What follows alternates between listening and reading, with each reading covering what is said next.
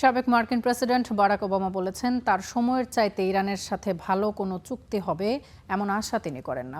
2018 সালে ইরানের সাথে joint comprehensive plan of action বা জেসিপিওএ নামের একটি চুক্তি করেছিল ওবামা প্রশাসন। এবারের চুক্তি অতীতের চাইতে আলাদা হবে না বলে মনে করেন Obama. Doubtful that any agreement that arises এটা সন্দেহজনক যে কোনো নতুন চুক্তি আসলে আগের চুক্তির তুলনায় উল্লেখযোগ্যভাবে ভিন্ন বা উন্নতি হবে। যে চুক্তিটি আমরা শুরুতে করেছিলাম এবং দীর্ঘ সময় সেটা কার্যকর ছিল, যতক্ষণ না আমরা অর্থাৎ যুক্তরাষ্ট্রই সেটি থেকে সরে আসি। তাই আমি আশা করি বোমাবর্ষণ বন্ধ হবে এবং সাধারণ মানুষ আর যুদ্ধের কারণে কষ্ট পাবে না। পররাষ্ট্রনীতির অনেক জটিল সমস্যায় আমরা শুধু জোর করে বা বোমা দিয়ে সমাধান করতে পারি না।